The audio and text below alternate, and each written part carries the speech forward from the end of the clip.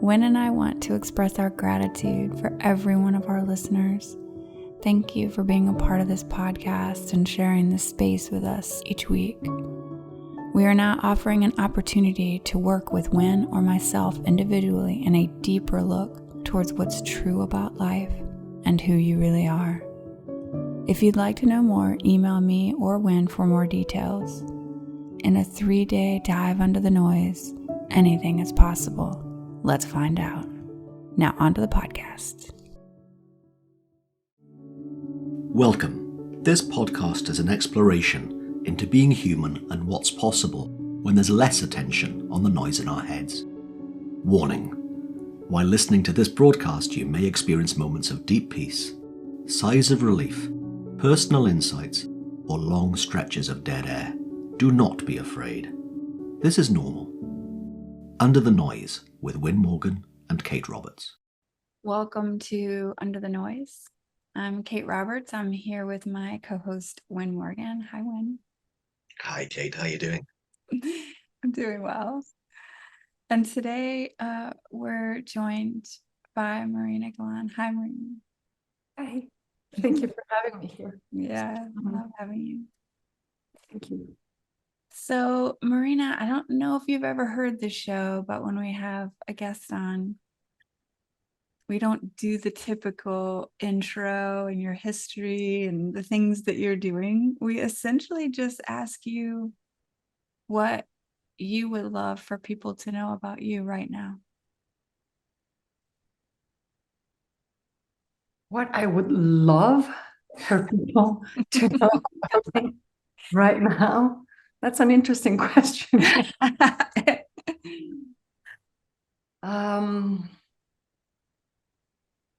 I don't know.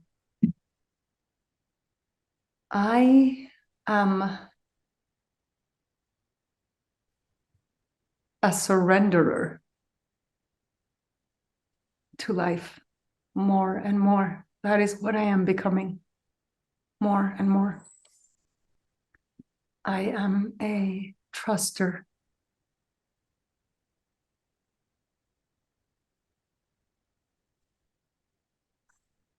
I guess I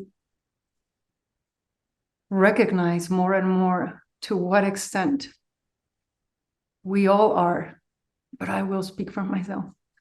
I am an apprentice of life and of myself, both.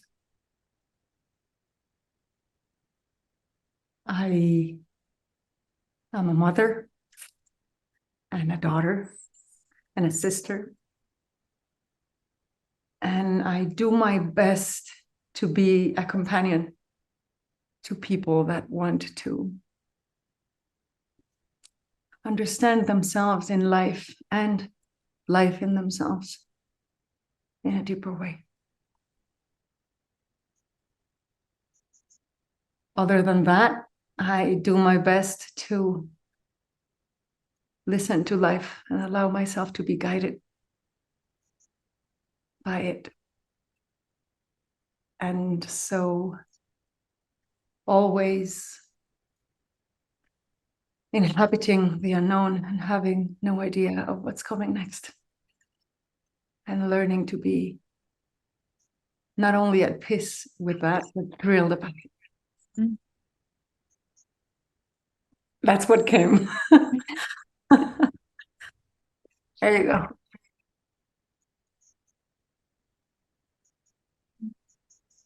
Yeah.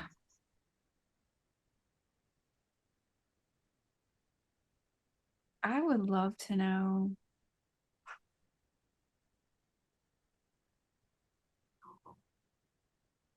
something lately that you found that you needed to surrender.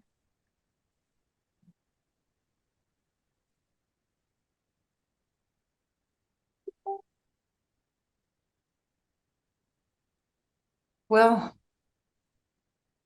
it seems that one way or another, all we need to surrender all the time is attachment. Attachment to anything, anyone, any situation, any preference, any belief, any certainty. Because the reason why I say that is because this year in my life has been deeply marked by loss in many different ways and shapes and forms. And because it has been in many ways and shapes and forms, I have found that I have found out that surrendering to what is always letting go of attachment, letting go of what we thought we needed in order to discover what we have. And what we have was always there, but we could not see it because of what we had and what we were attached to before. I hope that is making sense on some level. But I'll give you an example to see if that helps. I lost my father earlier this year, at the beginning of the year. And I was prepared for it because he was very old, but he was very strong and very fit and very present. And so you prepare yourself mentally because you know he's old and you know how much longer can he live. But at the same time, you're not prepared for it because what you see is so opposite to the idea of death. And so he passed away suddenly, like from one moment to the next. And a few days before he passed, I had read in a book a sentence that had hit me really hard. And I did not know why. Now I do, but I did not know why then. It said, every time a bird dies, the air is changed forever.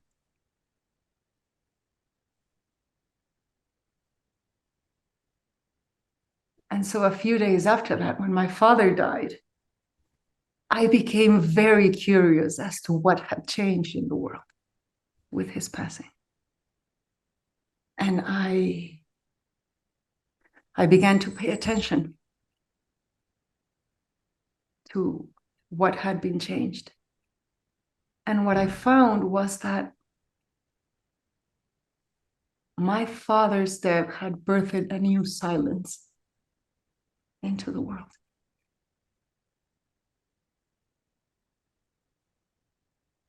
But that silence was filled with his presence, and filled with love, and filled with gratitude.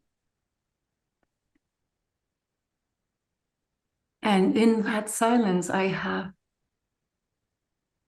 found and learned a new relationship with him,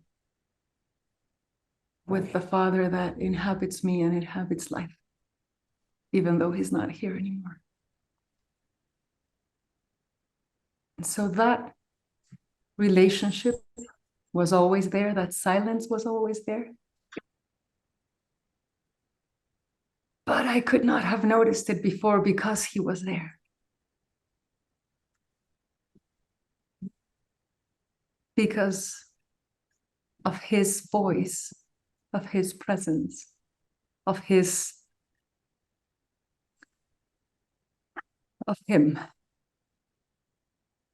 Absolute in presence.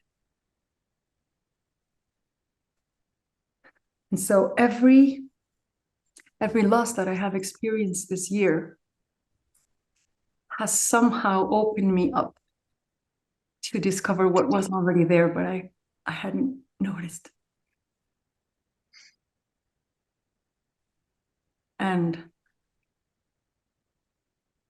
everything I am finding opens up new possibilities for me in different ways of being in the world. And those relationships with, I don't know, I guess I will call it absence, for a lack of a better word. That relationship, those relationships with absence, they are so much deeper and so much richer than anything I could have found in presence.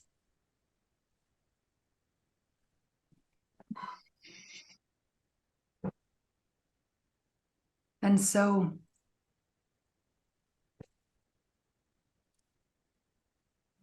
yeah, we surrender what was there, whatever it was that we were attached to. But whatever we surrender, we exchange. It's not a loss, it's an exchange for something different, deeper, closer to truth and closer to essence.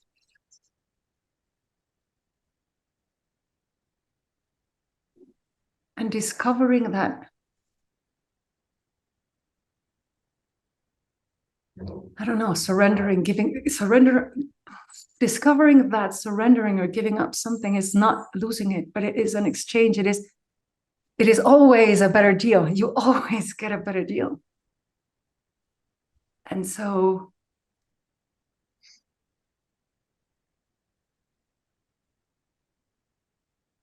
there is an invitation to a deeper trust.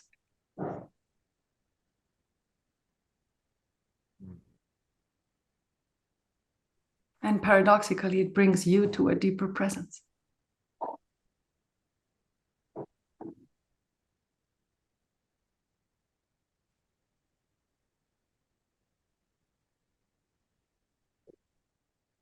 I hope my example brought some clarity into what I was trying to point to. Does that make sense? Yeah, it really does. I am now in the process of losing my mother. But it is being such an opposite experience because she's leaving so slowly. And I am watching her fade away. And I am being a witness to her death every single day. And that has given me the possibility of being a different kind of companion.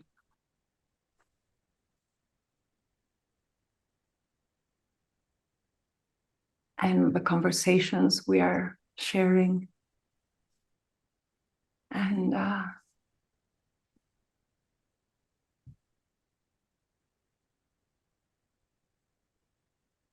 the time we are sharing, even in silence. This is not a good word for it, but the roles I am playing in caring for her, in trying to calm her down, trying to give her peace, in listening, in bringing questions that are, or that can be meaningful for her in this moment, that might help her gain insight in a way that will allow her to go through all this more gracefully, with less suffering,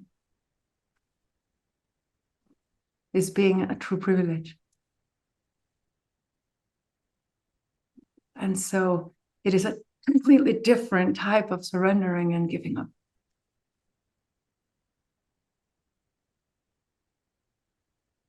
As beautiful as the other one.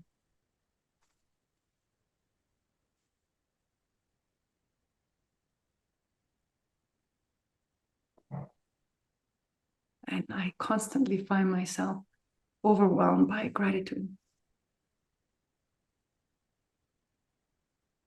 humbled by gratitude.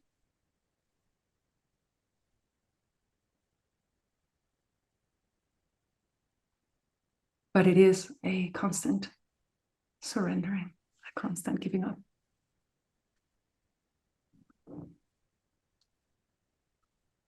A definite trusting, absolute trusting. Does that make sense?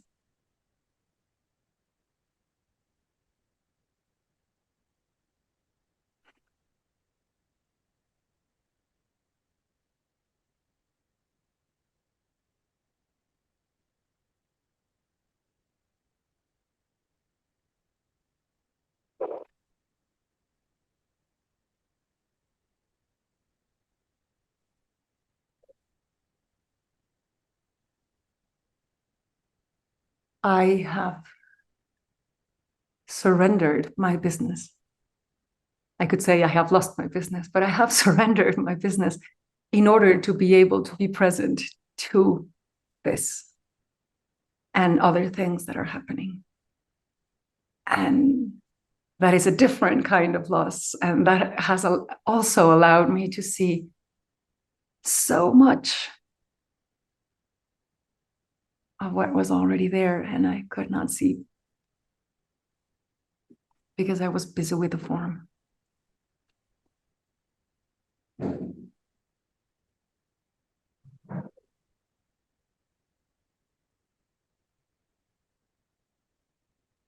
And all of that is encompassed by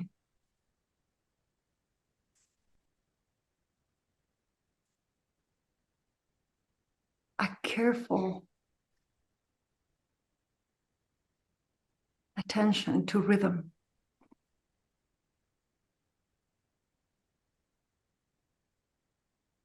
A careful attempt at reading the moment and understanding what it asks of me.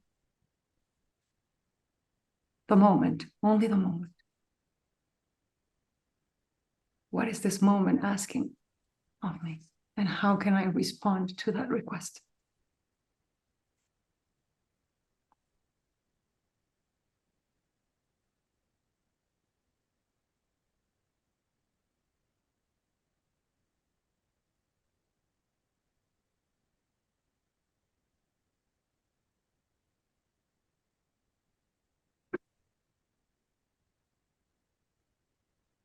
It is interesting what happens when there is no other choice but trust.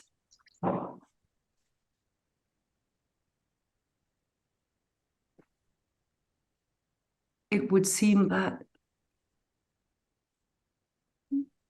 you become an offering to the moment. You surrender yourself to the moment and what it needs from you.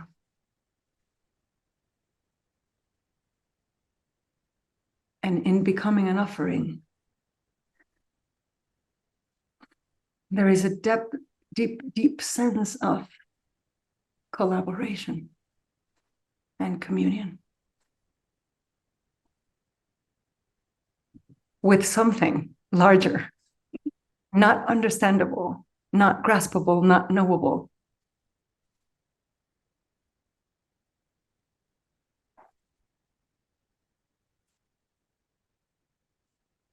But if you can sense it for a second, there is absolute peace in that surrender, in that collaboration, in that renunciation.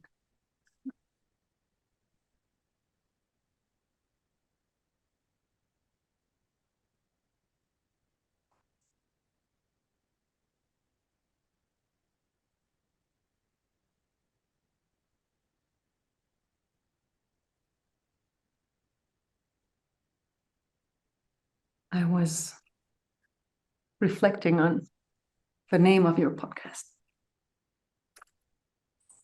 Under the Noise. And that seems to take me to exactly what we're talking about. So the noise of the form, the noise of the busyness, the noise of the to-do, the noise of the whatever we have bought into. and the possibility of discovering what there is, what is left when you renounce all that.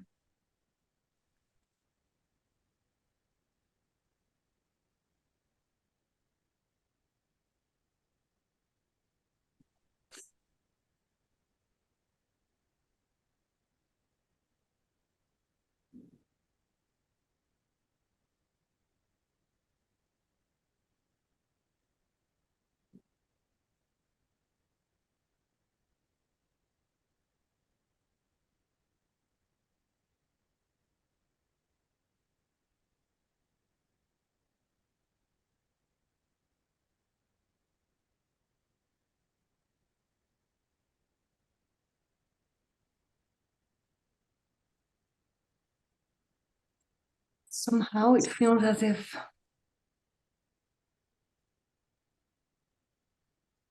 all this stripping, all this shedding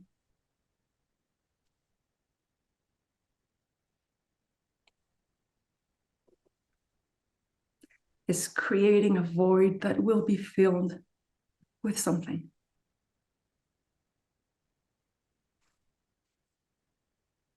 Or not. Who knows? Doesn't matter.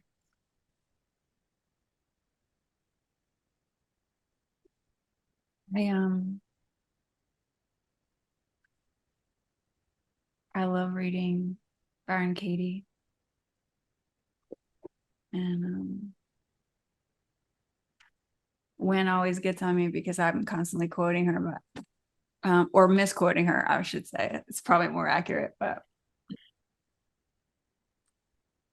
she talks so much about, she talks a lot about death and how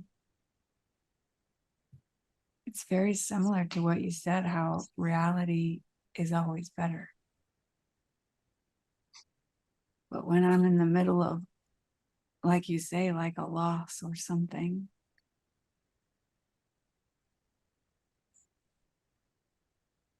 it's hard for me to see that the reality is better somehow.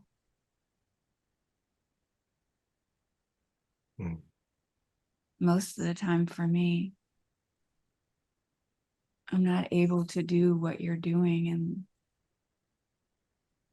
and live into that question of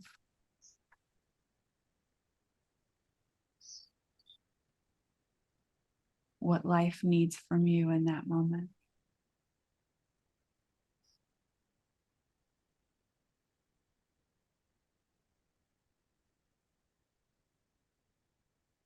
It usually comes later.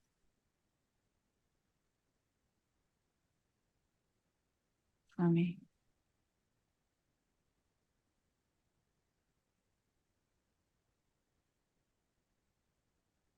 Sometimes much later.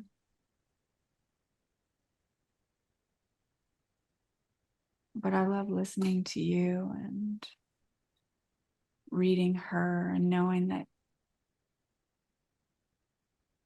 that's possible.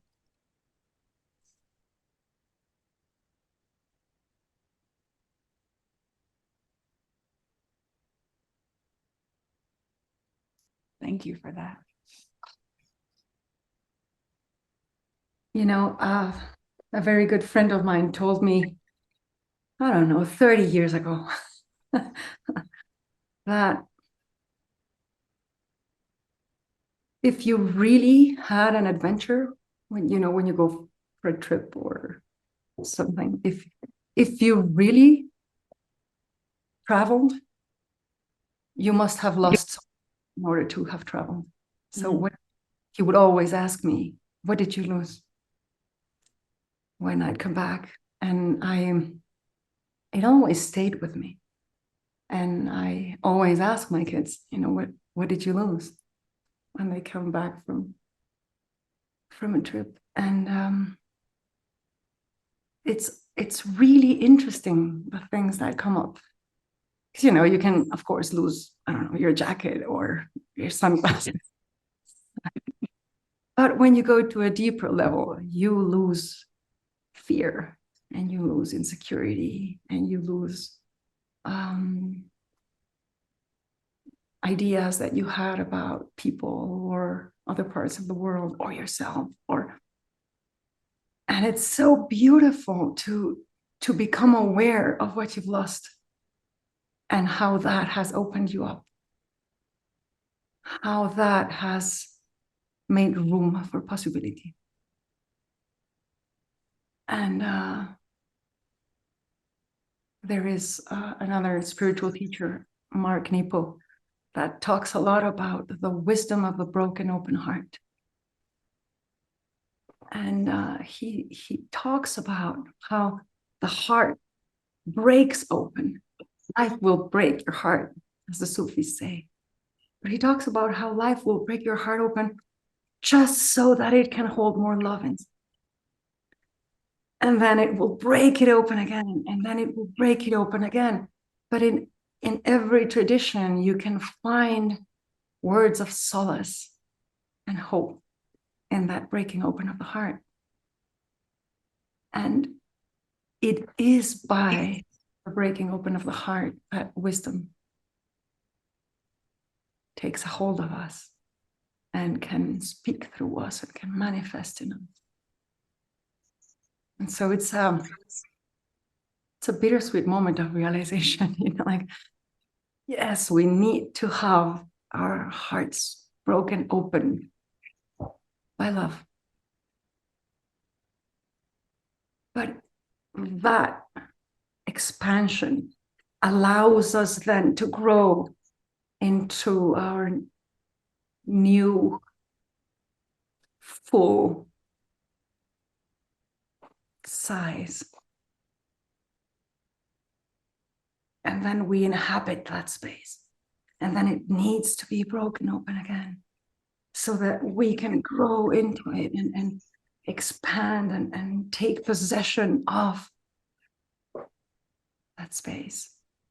And it makes us more wise, more human, more humble, more present, less cocky, proud.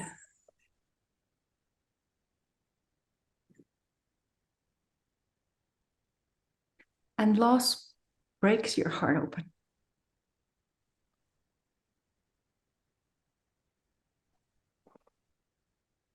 What did you lose?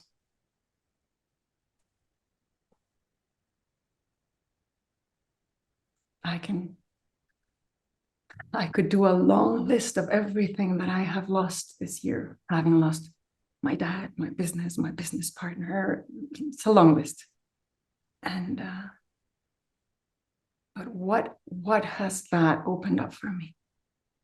What has that made possible for me?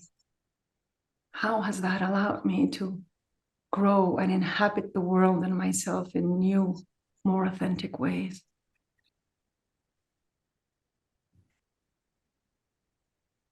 More truthful ways? That is the real question.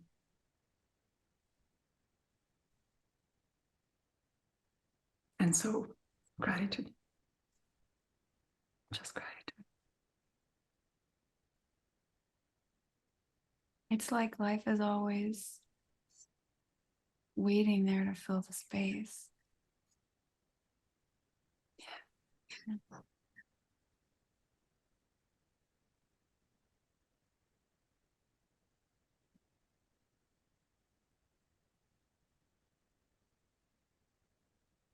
It's like it needs to bring the form into being so that we become enamored by it.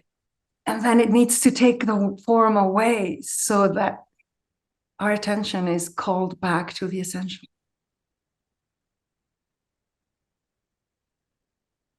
which will never be in the form.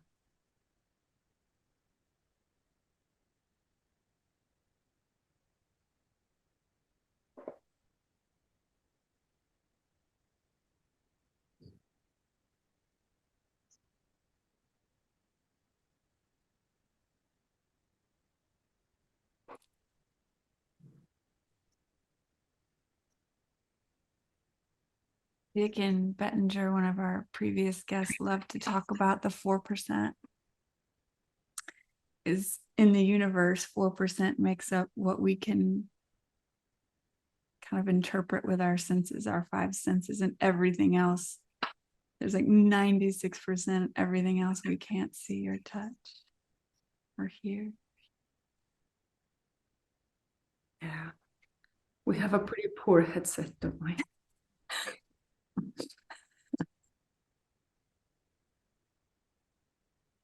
And yet, at the same time,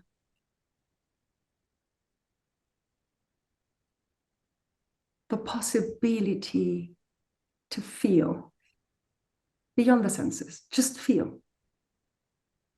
So we can describe the senses, yes, sight, smell. But what is the sense of feeling? What do we feel with? And it's unanswerable. What do we feel with? And that kind of seems to make up for the other 96%. And yet we dismiss it so easily, so often. And there is so much information in there, valuable information, wise information. So yeah, we don't know. But there's something in us that can feel it. It is not decodable by the rational mind, but it is decodable by our hearts, by our souls, by our feeling.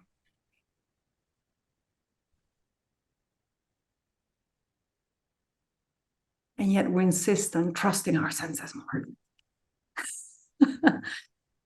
Oh my God. Right? Oh my God.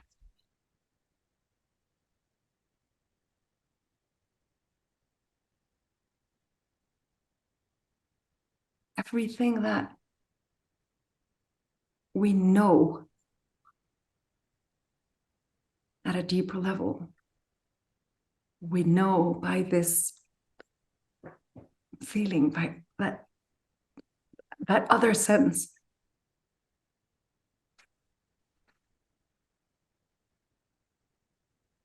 Everything we are intuitively drawn to.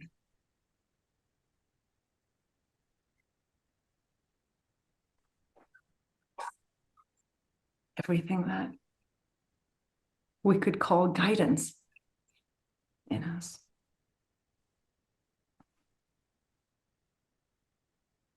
I love the fact that, this is going to sound weird, but anyway, I love the fact that we are not free in what we want. What's that about? We are not free in what we're drawn to. What sparks our curiosity, our passion, our desire.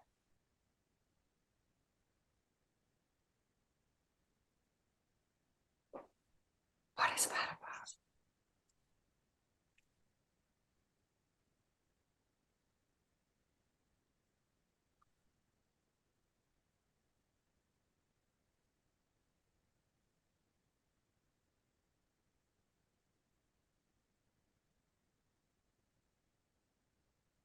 You know, that silence that my father left behind. I hear people all around me talking about him. Oh, your father, this, that. Oh, your father, good things, bad things, horrible things. And it's so interesting to see, oh, you stayed in the story. And you're stuck there because the story still seems real to you. And it seems like with this silence, I have gone beyond every story of my father I have ever heard from anyone or I have ever told myself. And there is just him without a story.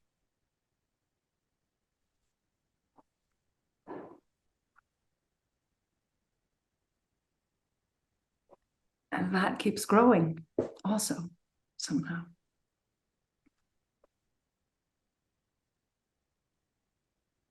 I cannot know that through any senses, you see. I cannot let go through any senses. I cannot open up possibility through any of the five senses. I cannot know the truth about anything, the essence of anything.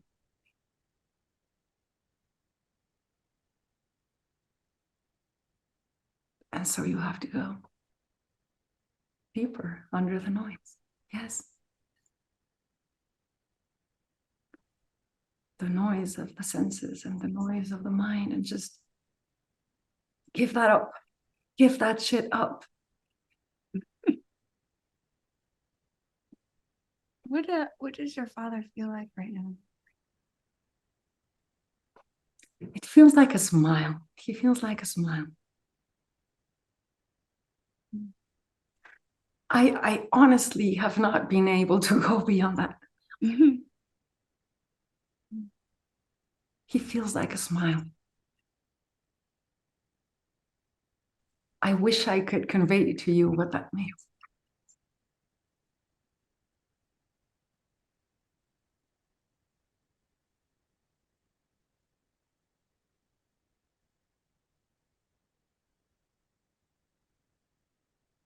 And I guess we could play with words, like recognition, acceptance, joy, all rightness, everything is all right, companionship, presence, possibility of trust, acceptance, love,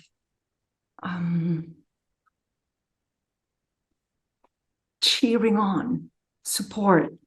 I don't know, but it feels like all that at the same time. But when I see that, when I feel that, I realize that is what life feels like.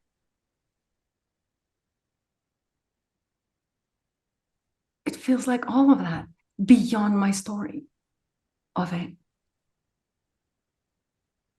A few weeks ago, I was out in the field walking with my dogs, and I was having a really dark moment, of hopelessness. And I don't know if you've heard the song that says, say something, I'm giving up on you. You've heard that song? Okay. So sad. Were you listening to that song? I was not listening to it. Okay.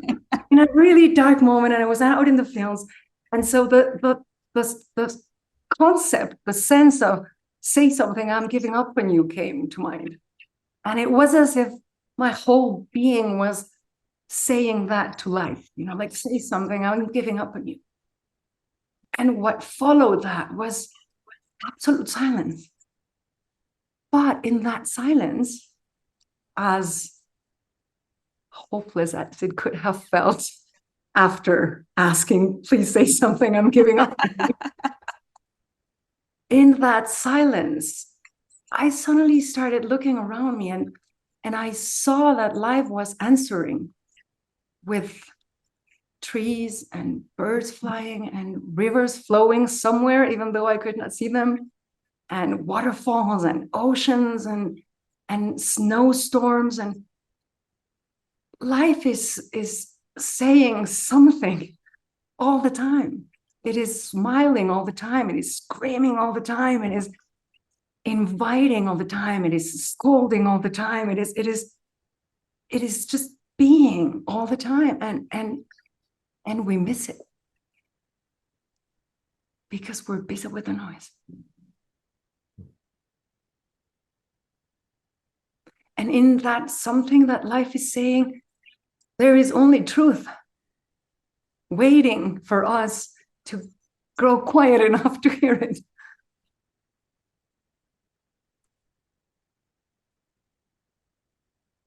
And as soon as we do, we hear it, we see it, we feel it, we taste it, we witness it.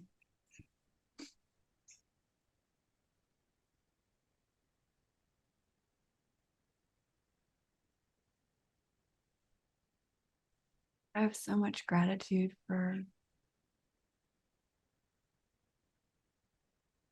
how patient it is. Right? I mean, come on. It has been waiting for eons.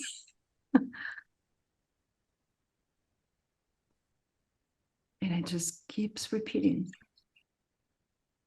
It just keeps smiling.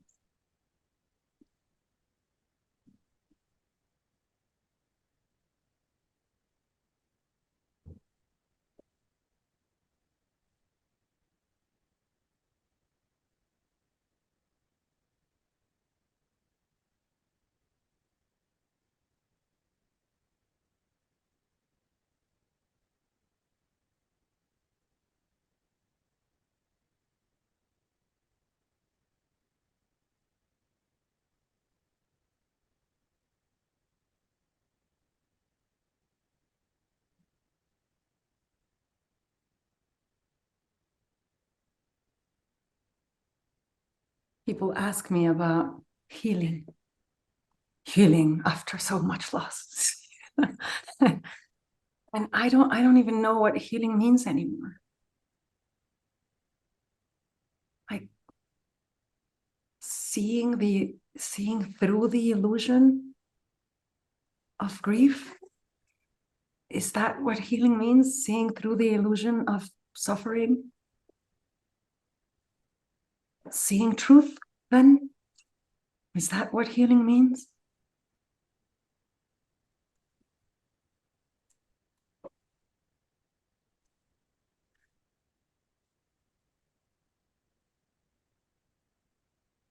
And somehow in that healing, there seems to be a peace on surrendering. Giving it up. Give up the illusion.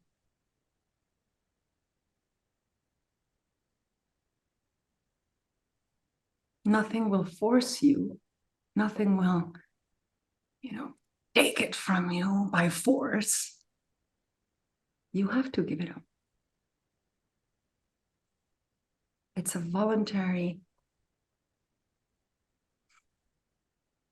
I was going to say conscious, but that's not even true. Sometimes unconscious act. And hence the offering.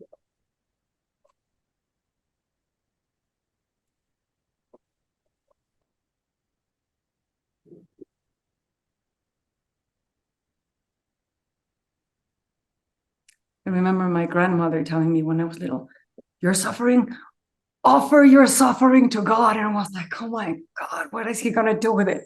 She's like, what the hell does that mean? Offer your suffering to God? Oh man. And now it has completely turned around and it's like, oh, give it up.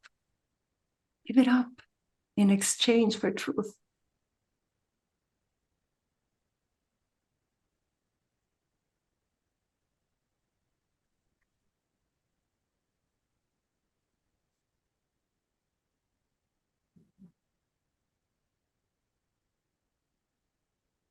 There's so much peace in that.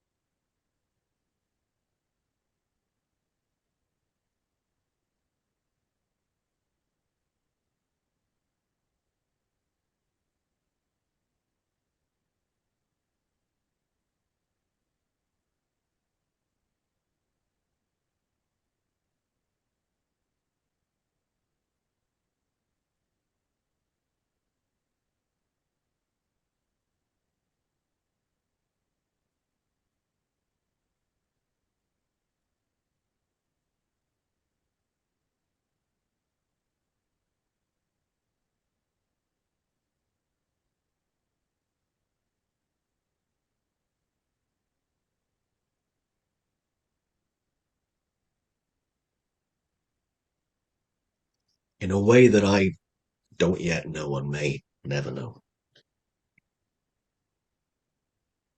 I needed to hear that today. I needed to go to that place that you were pointing to and get very quiet on the inside. And I'm just struck by how quiet I went and still listened, and how close to being asleep I was, and knowing how beautiful that is in a way that will play out. And my wish is for everyone listening. So for you listening, if you went to that place,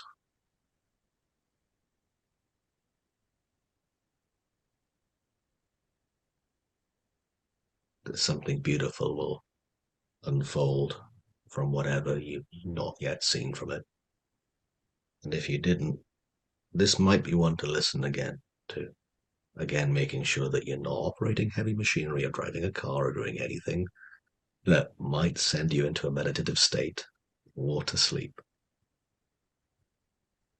And knowing that there was, what Marina was sharing then was something that I'm really glad my intellect didn't try and grasp, because it's not equipped to do so. Not equipped to do so. And before Kate pressed recording today, we were musing about what Marina might share. And if I can just say that you said something, I don't really know what I'm going to say because there aren't really words for this. And to me, the feeling that I got from listening to you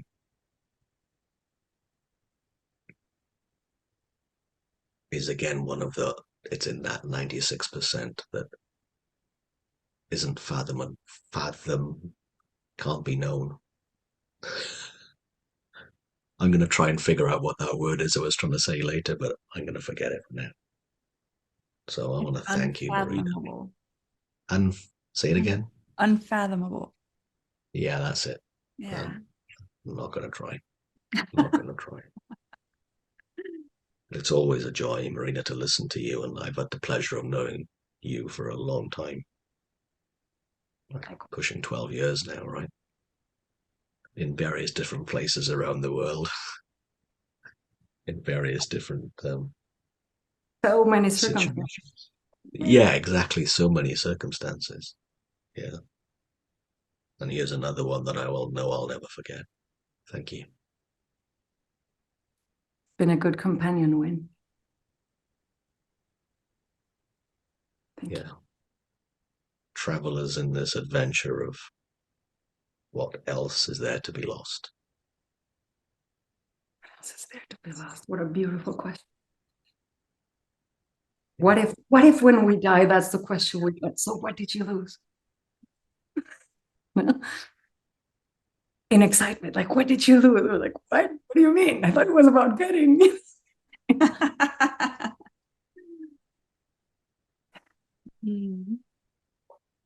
Muchas gracias.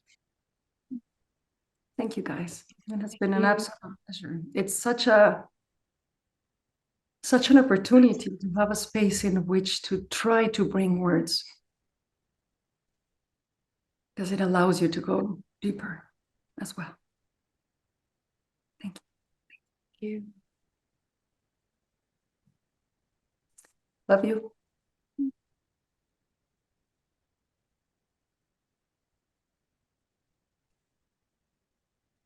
You've been listening to this week's episode of Under the Noise with Kate Roberts and me, Wyn Morgan, and our very special guest this week, Marina Galán. Thank you very much, Marina. Thanks to you for listening.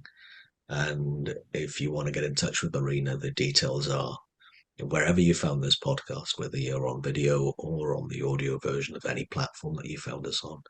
And we'd love to hear any comments or questions that you have based upon this. And I know that we'll certainly, as we always do, come back and respond to you as we always do in a future episode. So once again, thanks very much. Have a great week. Thanks for joining us. We'd love for you to subscribe, rate, and review. If you have a topic or question that you'd like us to chat about, email Wyn or Kate at Wyn at winning.co.uk, and Kate at katerobertscoaching.com. Until then, enjoy what's possible under the noise.